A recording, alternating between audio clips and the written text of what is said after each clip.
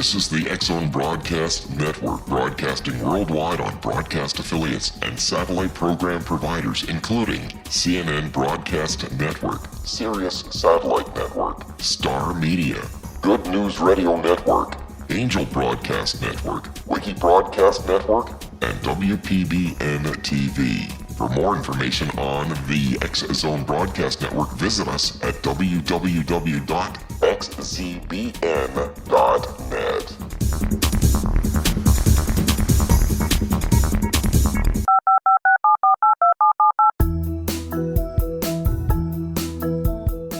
Did you know that when you're on the road with limited data or Wi-Fi, you can still listen to the X-Zone Radio Show with Rob McConnell, The Science of Magic with Gwilda Wiyaka, X-1, Dimension X, Space Patrol, and every minute of the X-Zone Broadcast Network by calling 213-401-0080, courtesy of Audio Now.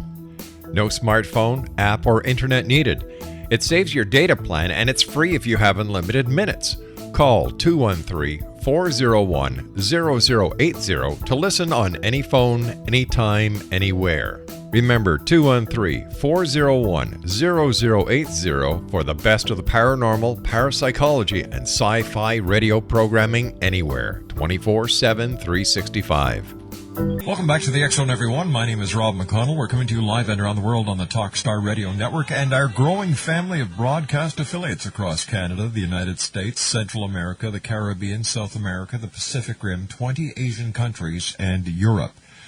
If you'd like to give us a call, our toll-free number is 1-877-528-8255. That's toll-free throughout the U.S., Canada, Alaska, and Hawaii at 1-877-528-8255. My email address is xzone@talkstarradio.com. And our websites, xzoneradio.com and xzonetv.com, where you can watch, listen, and chat with the X-Zone Nation. I'd like to welcome all our affiliates who are now joining us on the Talkstar Radio Network. My producer is Miss Melanie at Master Control in Titusville, Florida. And our chat room moderator is Rob from Scarborough. Guys, nice working with you again. X-Zone Nation, this hour we are going to be speaking with Dr. Lynne Kitei. Now, Dr. Lynne is an internationally acclaimed physician and health educator, leading the cutting-edge era of early disease detection and prevention as chief clinical consultant at the world-renowned Arizona Heart Institute's Imaging Prevention Wellness Center in Phoenix, Arizona. Dr. Lynne received her Bachelor's of Science degree in secondary science education from Temple University in Philadelphia, Pennsylvania. Before her medical training, Dr. Lynne appeared in over 40 featured and starring roles in professional musical comedies, including Alice in Wonderland with Sherman Hemsley, Oklahoma with Gordon McRae, and Guys and Dolls starring Betty Grable. She also played the role of Florence, Arizona in the 20th century box office hit Raising Arizona, starring Nicolas Cage, Holly Hunter, Frances McDormand, and John Goodman. Dr. Lynne has been called the woman pioneer of medical communications and TV guide after creating and producing innovative TV news health reports for NBC in Philadelphia in 1976. Now, since that time, Dr. Lynne has dedicated over 25 years of global public awareness, wellness, and health education. She has appeared as the resident health reporter for NBC affiliates in Philadelphia and Phoenix, and has been featured on USA Cable, Fox TV News, and MSNBC. Dr. Lynne's innovative and groundbreaking work has been featured in publications such as the Philadelphia Inquirer, TV Guide magazine, Runner Magazine, Phoenix Magazine, and the Physician's Management Magazine. And she's also been recognized in the Who's Who of American Women and was chosen as Woman of the Year in Pennsylvania. Now we're going to get to the crux of tonight's interview with our good friend Dr. Lynne. In 1996, Dr. Lynne was the first witness to the phenomenon known as the Phoenix Lights. She's considered the key witness to the still unexplained mass UFO sighting that took place throughout Arizona on March 13th, 1997. After 7 years of investigative work, Dr. Lynne is coming forward for the first time with startling photographic evidence and personal anecdotes relating to the Phoenix Lights and more. Dr. Lynne has discovered that we are not alone, and she's ready to make you a believer. When I come back in 2 minutes, Dr. Lynne Kitei is my special guest. We're talking about the Phoenix Lights, and if you'd like to give us a call, 1-877-528-8255. That's toll-free throughout the U.S., Canada, Alaska, and Hawaii at 1-877-528-8255. My name is Rob McConnell, and this is the X-Zone on the Talkstar Radio Network. I'll be back in 2 minutes with Dr. Lynne Kitei talking about the Phoenix Lights right here on Talkstar.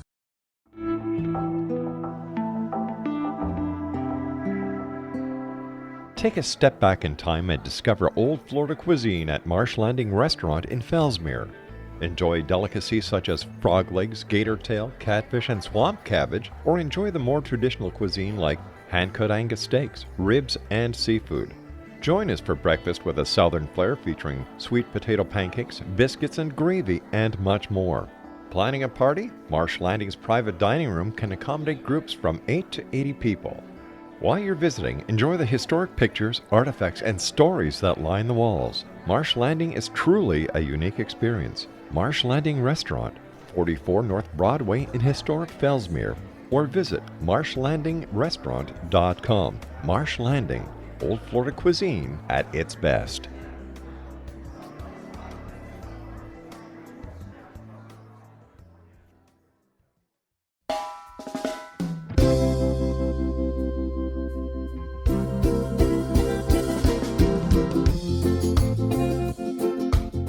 This is Johanna Carroll, host of Dialogue with Divinity on the X-Zone Broadcast Network.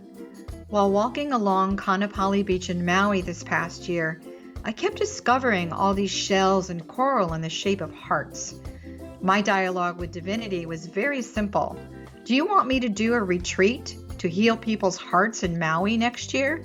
And of course, the answer was yes. As a master spiritual teacher, I am offering you a neat retreat called Rise, May 8th through the 12th, 2017, and the chance of a lifetime to rest at a 5-star resort for 5 days and experience a spiritual renewal of your heart and soul. Kaanapali is one of the top 5 beaches in the world. This stunning resort has undergone a $40 million renovation. I walked the entire property, checked out the room choices on your behalf, and I must say it is stunning. Our conference room faces the ocean with sliding glass doors. Maui is known as Mother Maui because it is a soft, gentle, healing energy. In the embrace of Mother Maui, you will feel yourself rising from the limitations of an ordinary life to an extraordinary journey of peace, bliss, and harmony. A greater sense of clarity. Our Rise retreat ignites renewal in the sacred elements of air, water, earth, fire, and wind. There's plenty of free time to enjoy all that Maui has to offer. A small deposit is required now to reserve your space, as this retreat, it will sell out. For more details, please go to johannacarroll.com and register today. Aloha, and I'll see you in mystical Maui.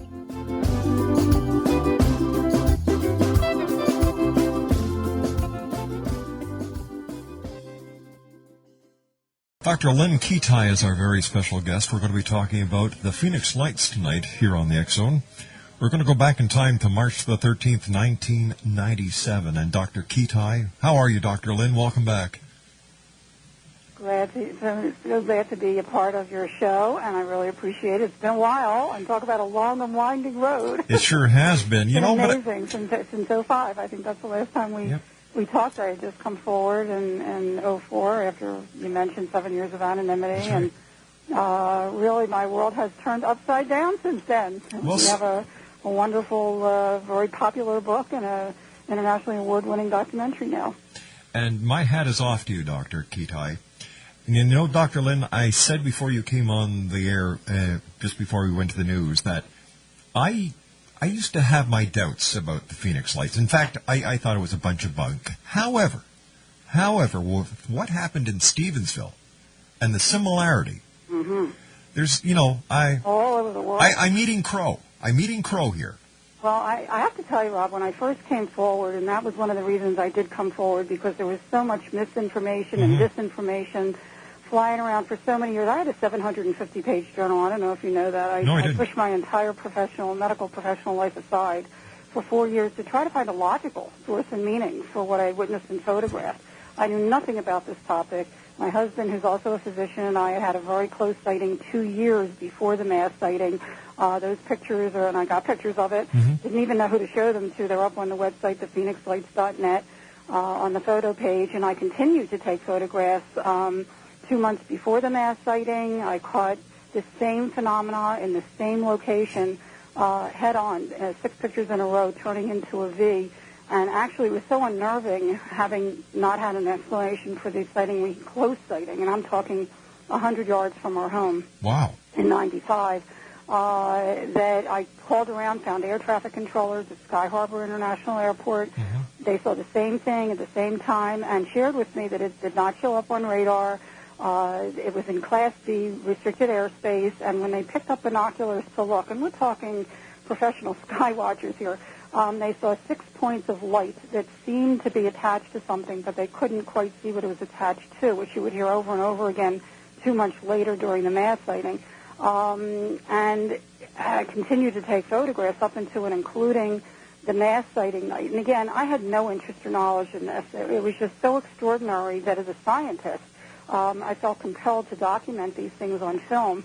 I caught the 3 points of light like a giant triangle, and for anybody out there who's not familiar with the Phoenix Lights event, what has been called the Phoenix Lights event, it actually was an event throughout the entire state of Arizona on March 13th, 1997, when thousands of people were looking skyward purposely for a glimpse of the Hale-Bopp comet, which was very clear in the northwest sky. They also saw this mile to 2 mile wide formation of either lights that seemed to be attached to something, and some people saw a V shape, boomerang shape, arrowhead shape, or they actually saw a craft traverse right over their heads about 30 miles an hour, totally silent. Some people did see it take off at a tremendous speed, incredible technology to be sure. And this was throughout the state for many, many hours. Now, what became to be known as 2 separate events is the media and whoever thought up that scenario, because actually this year, and I do go into it in the book, if anybody reads the book, I ended up with a 750-page journal. My goodness. Of incredible data and compelling data, not just about the Phoenix Lights, but as you mentioned, this has been happening since human documentation began, and I found very similar sightings such as the Lubbock Lights and Hudson Valley Lights in UK and Belgium, and through the last few decades that just blew me away. I had no idea this was happening worldwide, and other countries were much more open to these things as being unearthly. But at any rate, here I finally, because as you mentioned, I have been an educator for 30 years of the reality of vital health issues, but when this fell in my lap, I really felt compelled to share the reality of this vital issue, and I squeezed that 750 pages down to 220, and then decided to come forward in 2004. As far as the mass sighting goes, we're talking over 10,000 people at least witnessed these phenomena, and it's still affecting people to today. Really? I mean, there's so much to talk about. How is it affecting people, Doctor?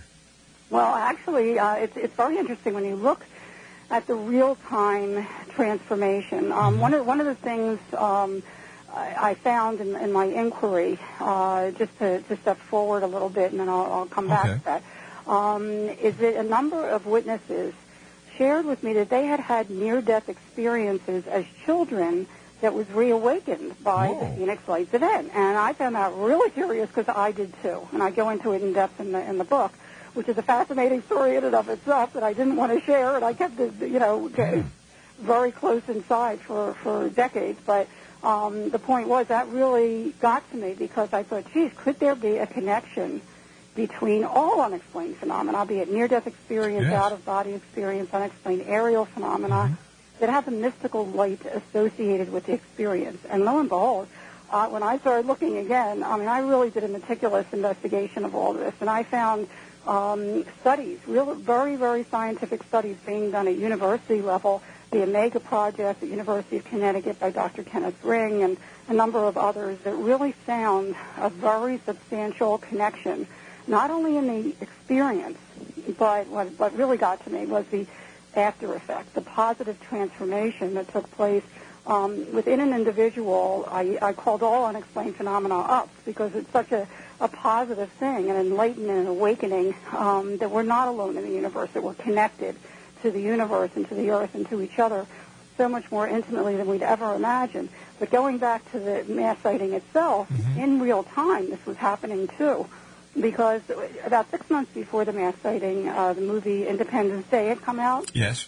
And one of the things we talk about in the documentary, which is the reality of it. I mean, we've been so ingrained by Hollywood and by just the media that all this is frightening and scary and a threat. Well, I have to tell you, it's 12 years on Friday. There has not been one report, not one, of threat, harm, or abduction associated with the Phoenix Lights, and that's very telling in and of itself.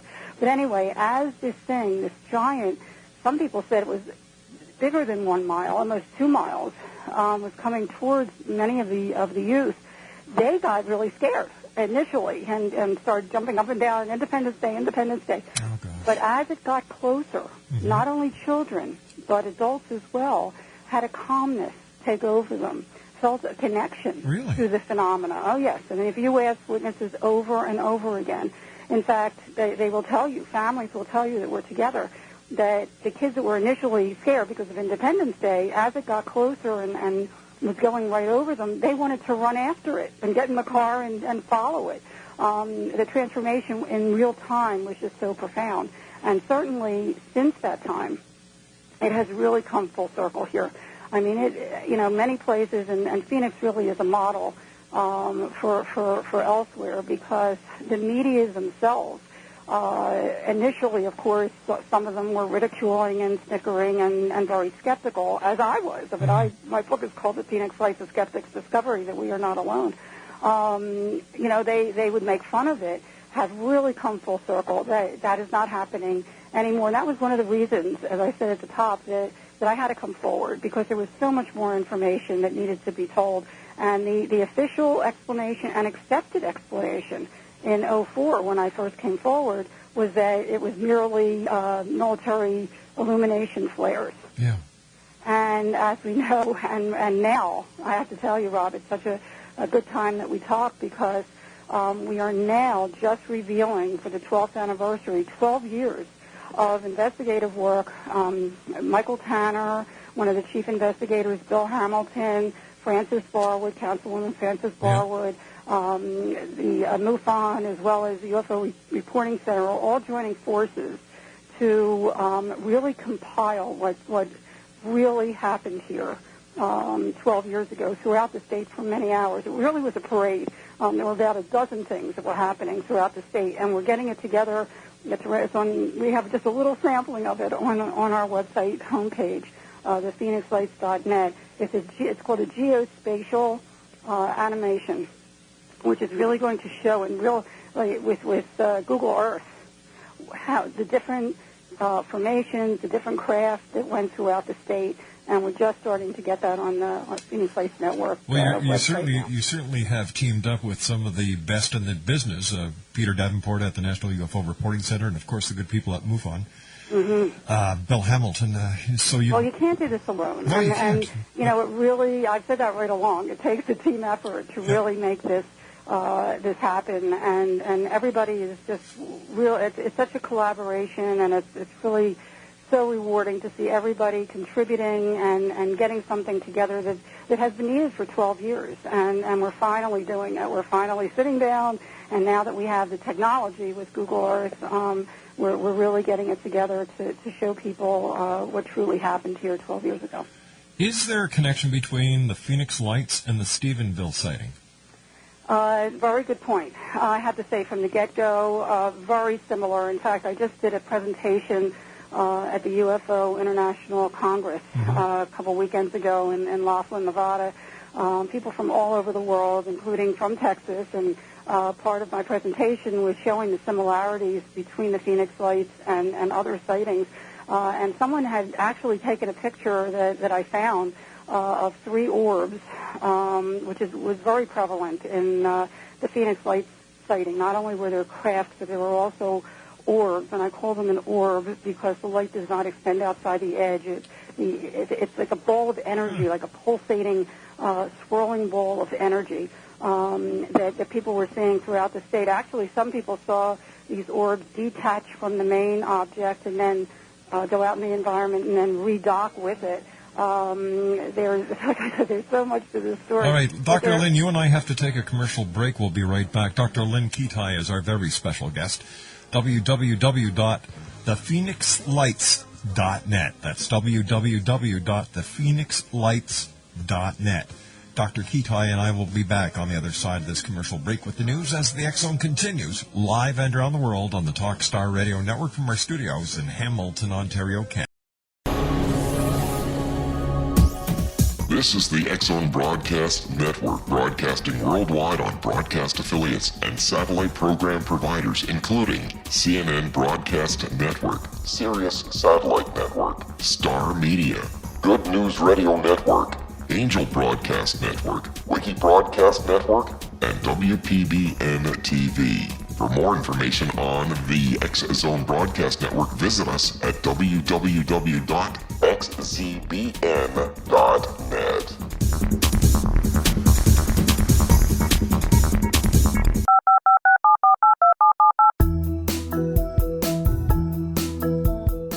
Did you know that when you're on the road with limited data or Wi-Fi, you can still listen to the X Zone Radio Show with Rob McConnell, The Science of Magic with Gwilda Wiyaka, X-1, Dimension X, Space Patrol, and every minute of the X Zone Broadcast Network by calling 213-401-0080, courtesy of Audio Now.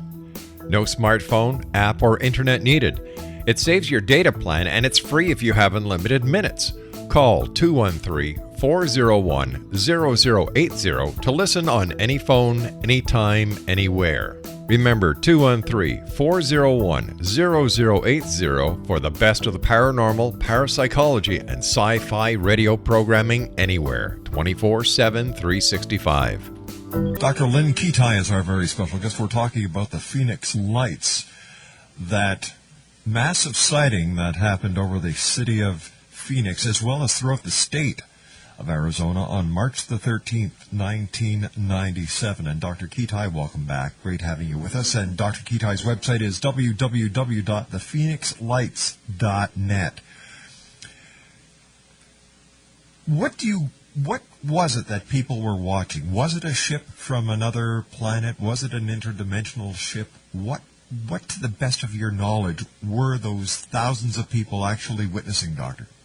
Good question, Rob. I don't know what it is, but I know that it is, and it's time we get this topic out in the open. We address it, we accept it, and study it so we can move forward, not only in our own evolution, but find out who's behind this, who's driving it. I have to say, when my husband and I had the close sighting to our home, and we live mountainside in Paradise Valley, we have a panoramic view of the city skyline, and one wall of our bedroom is a window.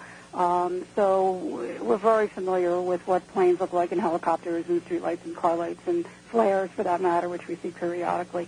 And these were so different. And when, just to describe it for you, if I can. Sure, please do. It's so different than anything you can imagine. I mean, my husband actually called me to the bedroom window, and we watched a little below us, actually, hovering 3 amber orbs in a pyramid formation. One was on top and 2 closely aligned underneath, about 50, 75 feet, over a private gated property. And it was just astonishing. We were mesmerized. The light was very different than any light I've ever seen. It was a uniform amber color throughout. Each orb was really an oval shape on its side. I tried to take everything in mentally because it was just so unusual, and I knew if I didn't get a picture of it, no one was going to believe this. And there was no glare at all. They were very, very soothing and mesmerizing. And as I went to grab the camera, my husband calls me back. He says, "Get over here quick. One of them is disappearing." And as we watched, the top orb, without budging, it didn't budge from the other 2 closely aligned underneath, started to dim, as if on a dimmer switch. And I have to say again, I had no knowledge or interest in this topic, but we have two young boys at the time, now they're men, and we did watch Star Trek, and I was familiar with the Romulan cloaking device. Yes. So I really intently, that was the only thing that came into my mind was this thing is cloaking. And it didn't move at all. It didn't waver or go off. It just started to dim, but felt as if it was still there, even though we didn't see it anymore. And when I went out on the balcony to shoot the 2 lower orbs, which is one of the pictures that I have on the website, it felt that there was something intelligent watching me. And I have to say that. It took me a long time to share that, but there was an eerie silence at this time. It stopped, and going through my mind was, who are you? What are you? Do you know that I'm here? I'd love to meet you.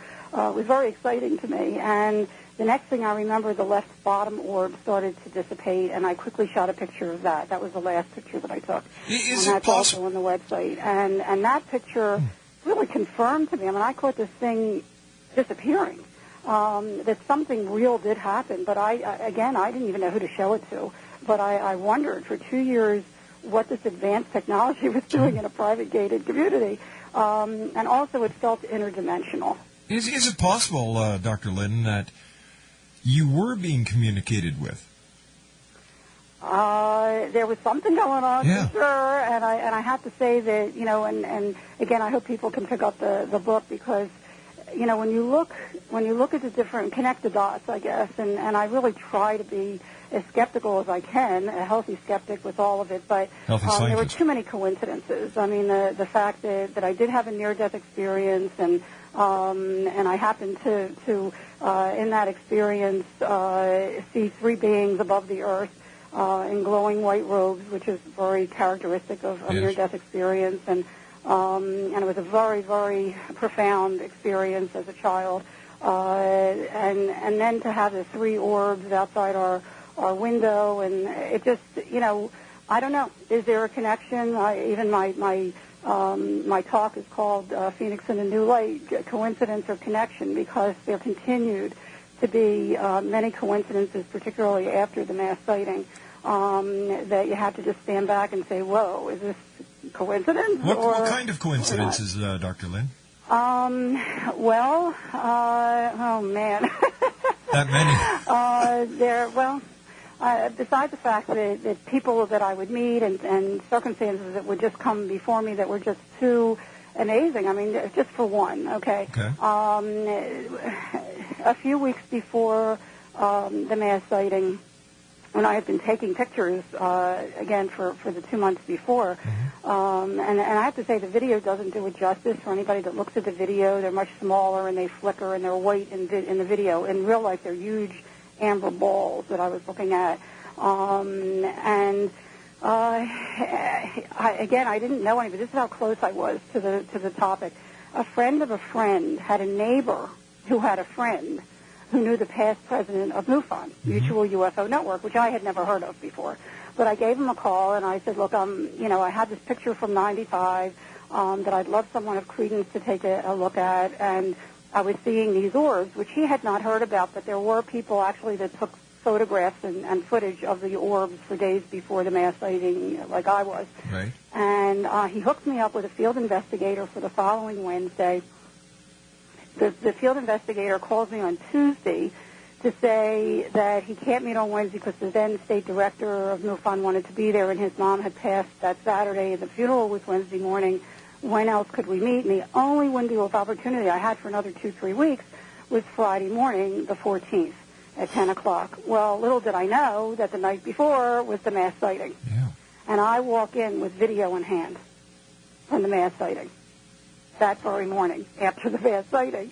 And he says to me, did you see the mass sighting last night? And I had no idea what he was talking about. And he says, hundreds if not thousands of people saw this massive craft and lights all over the state, and NBC was going to come to interview him in a few minutes. Well, I had done health reporting in the early 80s for NBC, and I didn't know what we were dealing with. Was it a hoax? Was it military? Whatever.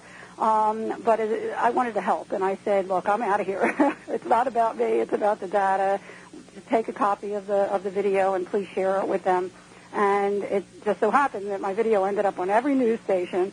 A couple of other wonderful videos came forward that evening as well, and it really sent me on a journey, boy, I'll tell you, of serendipity after that. We could go on for hours, but there were a lot of coincidences that happened. Do you think throughout my travels. Do you think that people were actually chosen to see this? You know what? I say everyone was chosen to be here on Earth, and it's what we choose to do with our life that will determine our destiny. And, you know, I could have just as easily have blown it off. My husband didn't want anything to do with it. He was too busy with his own, his own things. But for whatever reason, I just felt compelled to find out what was going on. And, it ended up that I really did a meticulous research, went down to the University of Arizona Optical Science Department, Consciousness Study Department, ASU, Arizona State University, Geology, Mathematics, Anthropology, and Astronomy departments, as well as the Brooks Institute of Photography, renowned in Santa Barbara, and optical scientists all over the world. And no one could give me an answer as to what my data was. If anything, they were just fascinated. Plus, no one ever, I kept being told, had taken both 35 millimeter, which, by the way, is the best way to analyze these things, and footage, video, from the same vantage point prior to, during, and after an historic mass sighting. What do you do with that? I mean, I really didn't want to come forward, Rob. I wanted to stay anonymous, but it got to the point where I had to do a lot of soul searching. And as an educator, how could I, in good conscience, not share what I had accumulated? And I'm not trying to convince anyone. I'm just sharing the data, and people can decide for themselves. But there is so much compelling and important information if you look at it. So since I came forward, I haven't looked back. In fact, you mentioned I went back to work as a chief clinical consultant of the Wellness and Imaging Center at the Arizona Heart Institute, and had to leave the job, which I loved, to finish the documentary, and I haven't stopped since. Dr. Lynne, we hear so many stories of victimizing alien abductions, but you believe that these beings only mean to befriend us and ultimately to help us. How can we learn from the contact that we have already made with them? You know what, Rob? There's good and bad in everything, and I can't say that there is only good or there is only bad. All I can say is in 12 years, we haven't had one report of threat, harm, or abduction associated with the Phoenix Lights. And obviously something, wherever they're from, whether it's spirit world or interdimensional, interstellar, time travelers, whatever, are trying to not only wake us up to their presence, and it's not just here, it's worldwide. But they're also giving us a really important message for those who listen, and that's to wake up to what we're doing to ourselves and to the planet before it's too late. And that's something that happens with all unexplained phenomena. People that experience near-death experience come back with that same message. Yeah. And when you really look at the data again, it speaks for itself. I had no idea that there were, and this is another coincidence, 6 months before the mass sighting, I had been invited to present my substance abuse program. I have a substance abuse and teen pregnancy and AIDS prevention education. My Lord, you're a busy lady. Curriculum. Well, I have a company that I started in '85 that have been distributing these worldwide discovery education, or distributing them now. But at any rate, that's why I felt so obliged to do this for this topic as well. But anyway, I was invited to share the substance abuse program at the Gila River Indian Reservation School. There's one schoolhouse, and it's in between South Mountain and the Estrella Mountain Range. Now, most of my pictures are right where the two mountain ranges intersect, and Estrella means star in Spanish. Well, little did I know until after the mass sighting when I went to them, and they really don't talk to outsiders, but I had befriended them because I had taught their school, and I said, did anybody see the Phoenix Lights? My pictures seem to indicate that they're showing up in that area. Right. And they started to giggle, and I said, is that funny? And they said, are you kidding? We've been looking up at them for centuries. We call them light beings, sky people. Oh my gosh. It's part of their culture. They believe that their spirit world coming to give them knowledge. They invite them, and they're not frightened of them. It's been happening for centuries. I had no idea. And we're just catching on. Yeah, you got it. You got it. This is something that has been around since human documentation started. I mean, there are passages in the Bible that describe things that now we could say are definitely UFOs and orbs and so forth. For those people who want to invite these beings into their life, is there a special way that they can do that? Actually, that's another good question, Rob, because if you are open to it, if you open your mind and your heart to the possibilities and just learn about it, you don't have to have an unexplained phenomena experience, an UP, I call them, experience to have this positive transformation, to be able to communicate. All you need to do is open your heart and your mind and learn about it. And it is a leap of faith. And it's just like, look, it took 17 centuries for human beings to realize with the advent of the microscope that there are zillions of microorganisms all around us, even in our bodies. Yep. And just in recent decades, we've discovered there's electromagnetic energy around every living cell. Well, just because we can't see these living organisms or electromagnetic energies or radio waves or whatever, it doesn't mean it's not real. We just don't have the technology yet to definitively define what these things are, but it doesn't mean they're not real. We may just be looking on the AM dial for an FM frequency. As we humans do only too often. Dr. Kitei, please stand by. You and I have to take our final break for this hour. Exo Nation, Dr. Lynne Kitei is our very special guest. Her website is www.thephoenixlights.net. That's www.thephoenixlights.net. Still to come on tonight's show, I'm going to be speaking to Zach Barkhouse in the next hour. We're going to be talking to him about, you ready for this? Dead pet stories. All this and more as the X-Zone continues on the other side of this commercial break, right here live and around the world on the Talk Star Radio Network from our studios in Hamilton, Ontario, Canada. 19 Sergeant Central. 19 Sergeant, check. Officers on the scene. Hi, I'm Larry Lawson, host of Paranormal Stakeout.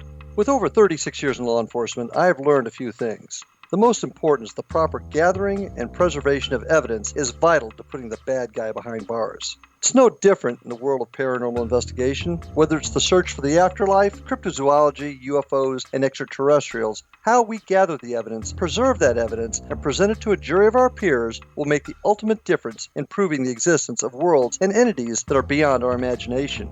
Join me, Larry Lawson, every week on Paranormal Stakeout when, along with my guests, we'll take a journey to prove with indisputable evidence what man has struggled to believe for centuries. Go to xzbn.net for the broadcast schedule and check me out at paranormalstakeout.com.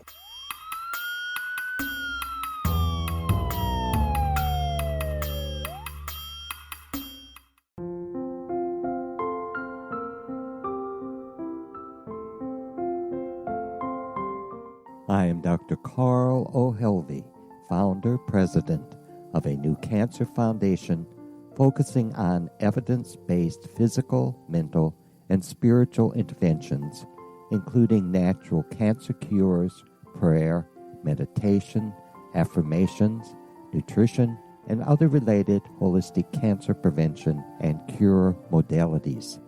These are used in cancer education, research, and financing care. I ask for your help to continue this important work by donating at www.holisticcancerfoundation.com.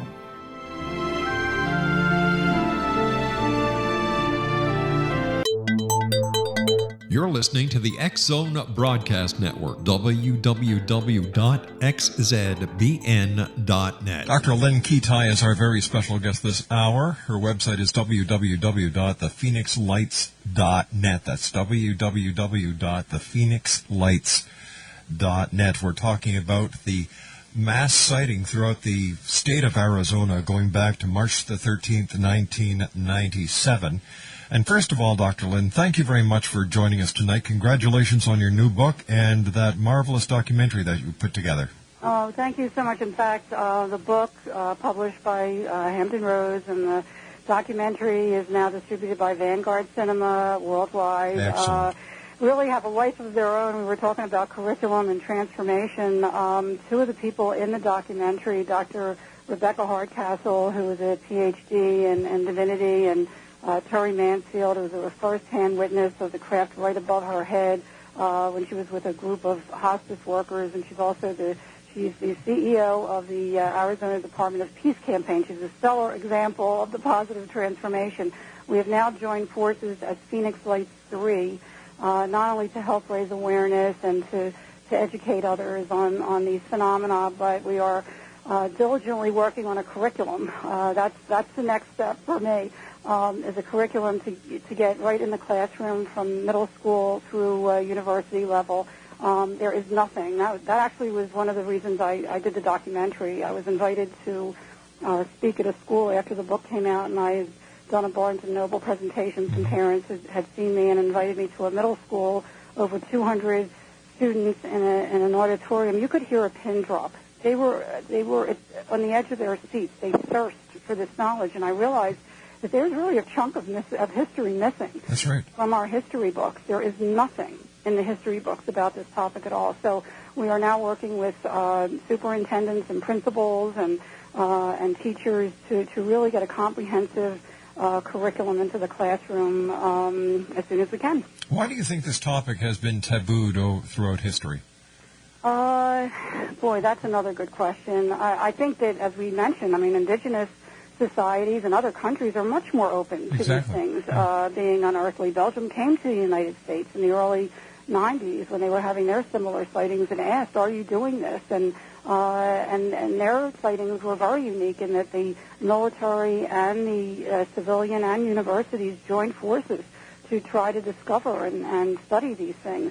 I think other countries are now also coming forward in record numbers, France and Belgium and Mexico and Brazil and Denmark just a couple months ago, and UK with thousands of UFO files.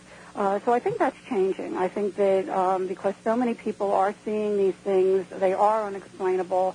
Now we have the technology with cell phones and so forth to document, and it's not just a story anymore that can be blown off. It really has to. It's really gotten into the mainstream more and more that something is happening in our skies, and certainly many people are waking up to the fact that we may not be alone in this universe. Dr. Kitei, thank you very much for joining us, and I look forward to the next time when you and I meet here in the X Zone. I certainly do too. Thank you so much. Good night, Doctor. Good night. Dr. Lynne Kitei, www.thephoenixlights.net. That's www.thephoenixlights.net. When I come back from the news at the top of the hour at 6.5 minutes past, we'll be joined by Zach Barkhouse. We're going to be talking about dead pet stories right here on the X Zone. After all, this is truly a place where people dare to believe and dare to be heard. We're coming to you live from our studios in Hamilton, Ontario, Canada, on Talkstar.